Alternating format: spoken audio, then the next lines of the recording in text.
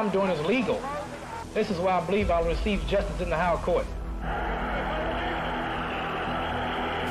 Hit more to right and right center than the left. Oh, it is good! He did it! He did it! It doesn't matter what your background is and where you come from. If you have dreams and you have goals, and that's all that really matters.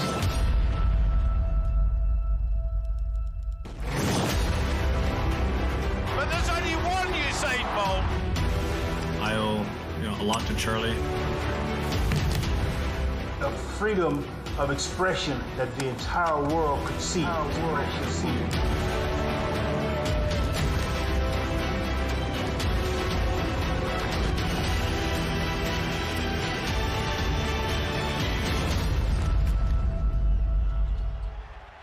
When you black, it's not a movement, it's a lifestyle. This is who we are.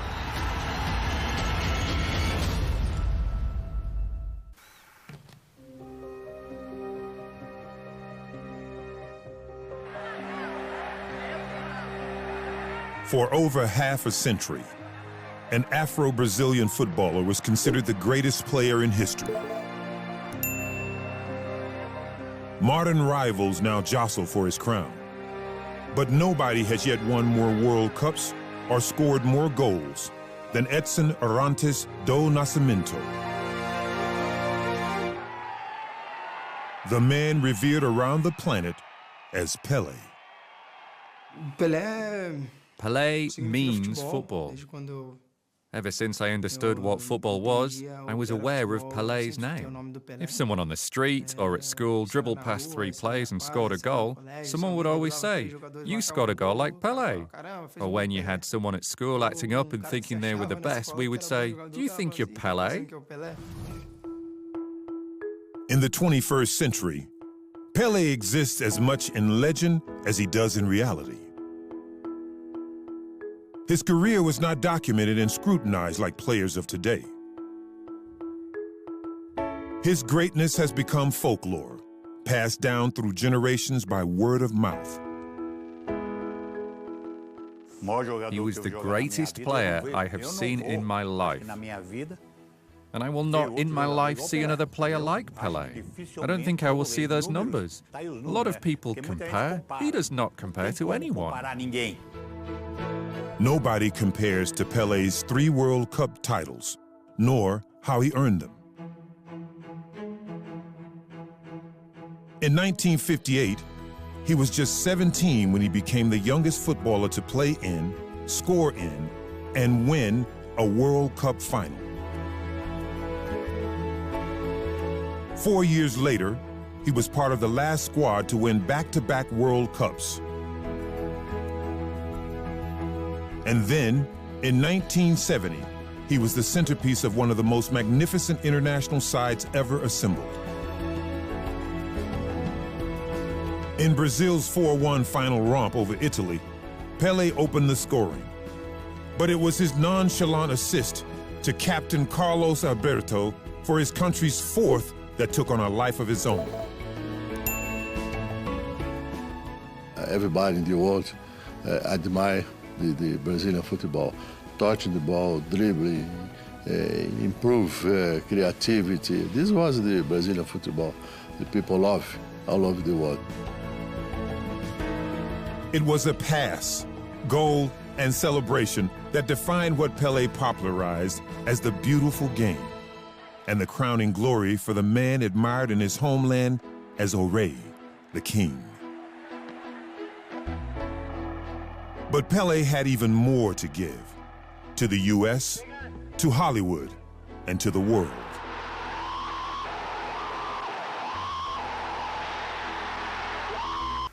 He was the greatest player I've ever played against, without any question. He got so much talent, it just wasn't true. He was great at passing, shooting, heading. He got literally everything. He was a great player, it really was. Pelé's rise to greatness was not straightforward.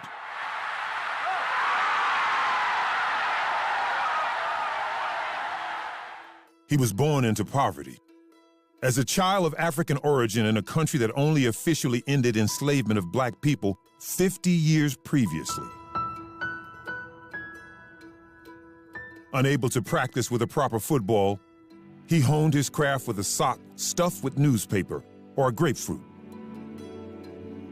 And his team, Santos from Brazil.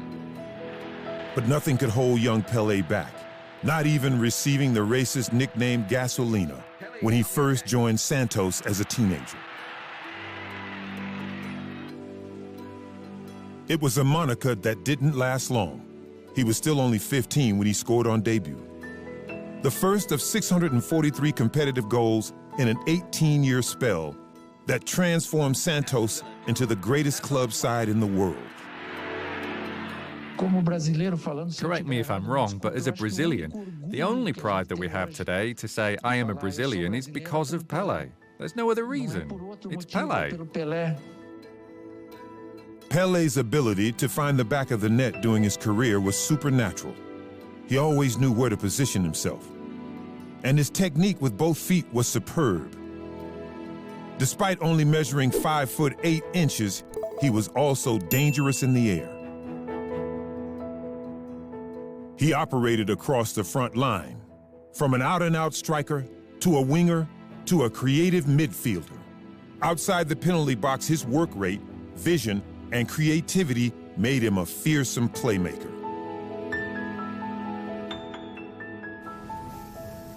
Pelé was the only footballer I ever witnessed who surpassed the boundaries of all logic, remarked Johan Cruyff, one of the few footballers ever to come close to Pelé's standing. The Cosmos are ready for the second half as Pelé breaks the ice and celebrates in his inimitable fashion.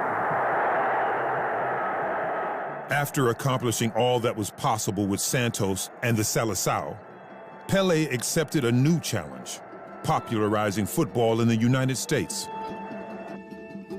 He joined New York Cosmos in 1975, blazing a trail for the North American Soccer League to attract the best players on the planet. His matches drew huge crowds, and in his third and final season with the Cosmos, he helped his side to a championship and Soccer Bowl double. Later that year, he brought the curtain down on his incomparable career in an emotional exhibition match, featuring the only two club sides fortunate to earn his affection, Santos and Cosmos. I don't know if you remember when I say goodbye in New York with the New York Cosmos, to thank God and to ask to the people, repeat with me, love, love, love. Then I want to thank you for the beautiful welcome, and can you repeat with me 3 times? Love, love, and love. That's what I need. Good luck. Thank you very much. Thank you. Pelé's brilliance inspired footballers around the world and created one of the richest legacies in sport. Just as he inspired me to play football, he also inspired millions of people worldwide. Pelé made boys dream of being someone in life. On retirement, he slipped seamlessly into a life traveling the world as an ambassador.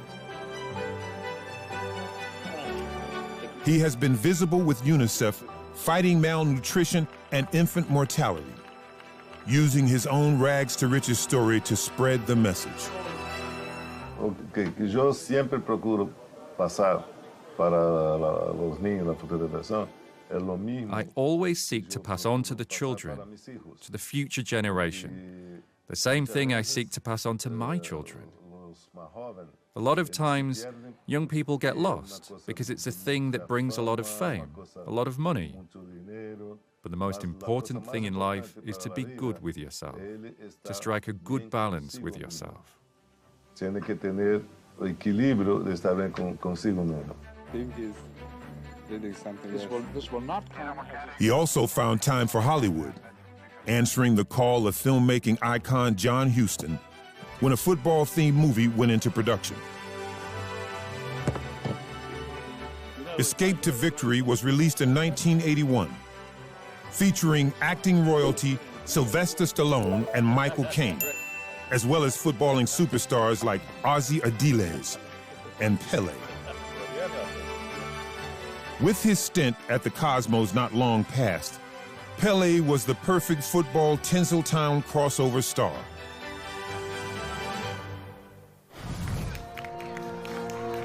Pele has battled a range of health conditions in the latter stages of his life, but he has faced them with grace. Along the way, accolades have flooded in his direction, from Nelson Mandela presenting him with the Laureus Lifetime Achievement Award, to the International Olympic Committee electing him the athlete of the 20th century. O Pelé para mim é o rei do futebol, é o ídolo máximo do. Pelé to me is the king of football, the biggest idol in Brazil. I have a huge amount of respect for him and for everything he did for our football and country. If Brazil is now world famous for football, it's because of him. We are really blessed that Pelé was born in Brazil. From the back streets of Sao Paulo to the first black man on the cover of Life magazine, from Gasolina to Oré, there has never been a career like it. If I have to repeat everything, I will do everything the same. I'm very happy with what God gave it to me.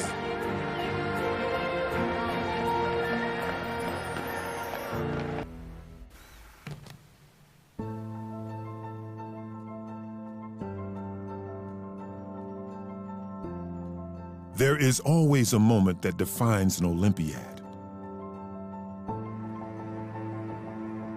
A flashpoint that captures the essence of the games. A message for future generations. This was our time. At the turn of the millennium, that moment belonged to Cathy Freeman.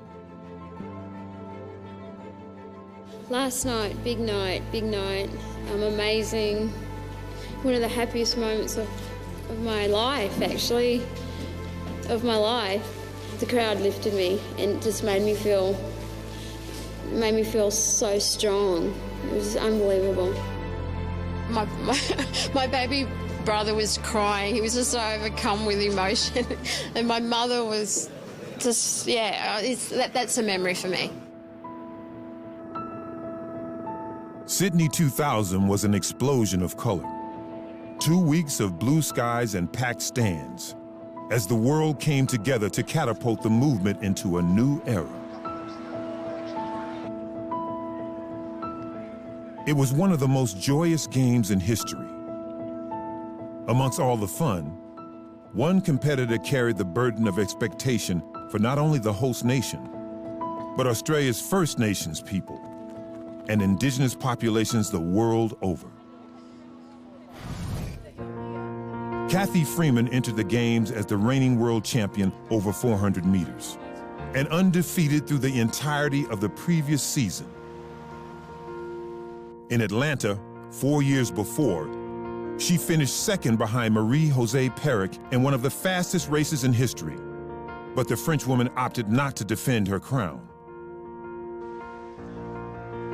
It left Freeman the overwhelming favorite. On top of that pressure, Freeman's heritage as an Indigenous Australian made her vital to Sydney's marketing campaign. She was so central to the inclusive message of the Games, she was handed the honor of lighting the torch at the opening ceremony. 10 days later, the 400-meter final was an unmissable event.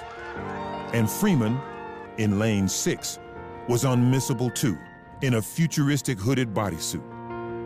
Australia came to a standstill for 49.11 seconds as Freeman's long bounding stride carried her swiftly on a lap of the Olympic Stadium. When she crossed the line, Cathy Freeman was the first Aboriginal Australian track gold medalist in Olympic history. She should be made Queen of Australia. Oh, it means a lot for Australia and the Australian people. It's absolutely fantastic. Freeman's mother is of the Kuku-Yalanji people of far north Queensland, and her father was born in Warrabinda and is of the Borigubba people of central Queensland. So when Freeman required a flag to drape over her shoulders on her victory lap, it was red, black, and yellow, the colors of Indigenous Australia, as well as the official red, white, and blue standard, containing the Union Jack and his signal to European settlement.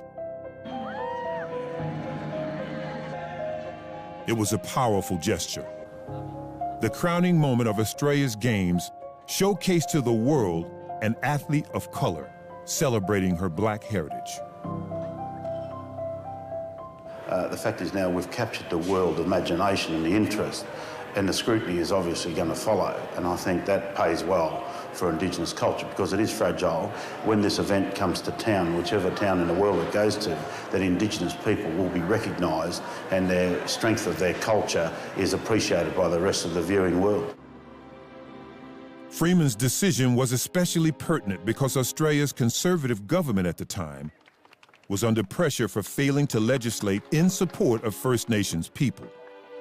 Almost a decade after the Royal Commission into Aboriginal Deaths in Custody recommended the initiation of a process of reconciliation between Aboriginal and non-Aboriginal Australians. Reconciliation is an issue that's really quite evident these days, and so it's quite fitting that I've won an Olympic gold medal now, and it's quite fitting that reconciliation is a topic right now. So, no, I'm very comfortable with that.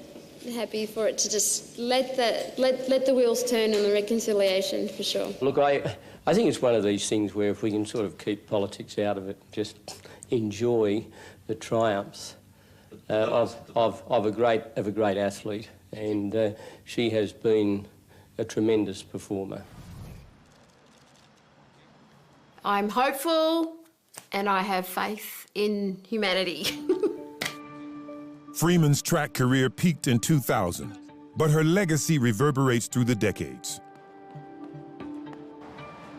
The visibility of an Indigenous Australian at such a crucial point in the country's growth was pivotal.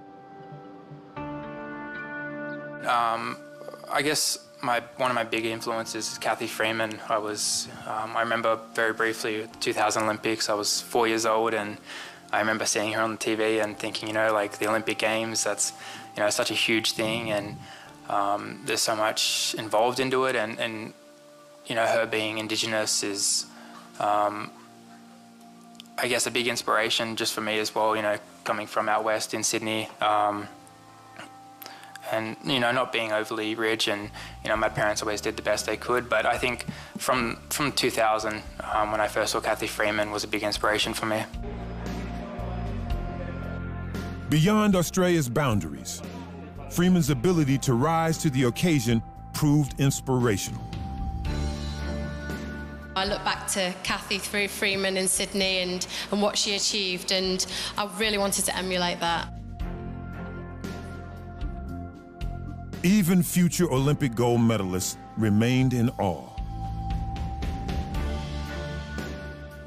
Definitely not the Cathy Freeman. No one can fill her shoes, that's for sure.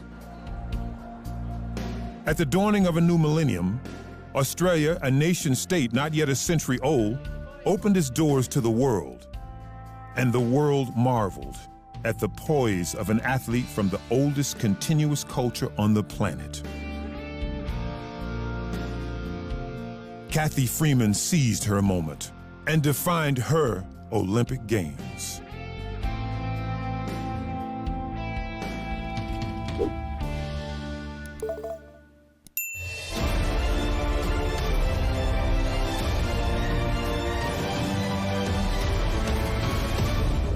Carl Lewis is unquestionably the greatest track and field athlete of all time. While others may have more accomplishments, Olympic medals and world championships, Lewis achieved a feat that no other track athlete in history has come close to. Across his 4 Olympic appearances, Lewis didn't just win 9 gold medals. He won those medals across 4 different disciplines: long jump, the 100 and 200 meter sprints, as well as the 4x100 relay. On top of that, he is also one of just 3 athletes to have won the gold medal in the same event at 4 consecutive games. It's little wonder he was named Olympian of the Century.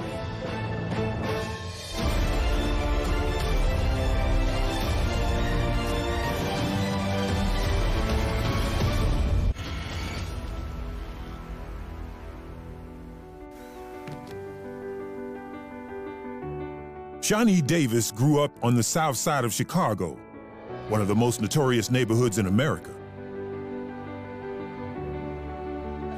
But he never let that hold him back. In 2006, Davis became the first African-American athlete to win a gold medal in an individual event at the Olympic Winter Games, winning the 1,000-meter speed skating. 4 years later, he became the first man in history to successfully defend the title. Throw in 9 world records and a powerful voice for athletes of color, and you have one of the most significant Winter Olympians in modern history.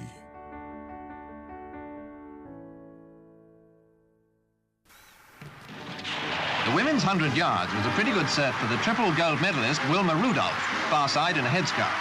She says she was 17th in a family of 19 and learned to run fast at dinner time. When you hear an athlete remark that they had to do it the hard way, consider for a moment Wilma Rudolph. Born prematurely, weighing just 2 kilos, she contracted polio at the age of 4 and was told she would never walk again. Her response? When you come from a large, wonderful family, there's always a way to achieve your goals. And Rudolph did achieve her goals, fast. She was still at high school in 1956 when she won bronze in the 4x100 relay at the Melbourne Olympics. But the best was still yet to come. At the 1960 Olympics in Rome, Rudolph became the first American woman to win 3 gold medals at a single games, sprinting to victory in the 100 meters, 200, and 4x100 relay. Rudolph's success coincided with the popularization of television, and she rocketed to fame. Wilma Rudolph shattered women's records whenever she performed. When I was going through my transition of being famous, she said, I tried to ask God, why was I here? What was my purpose?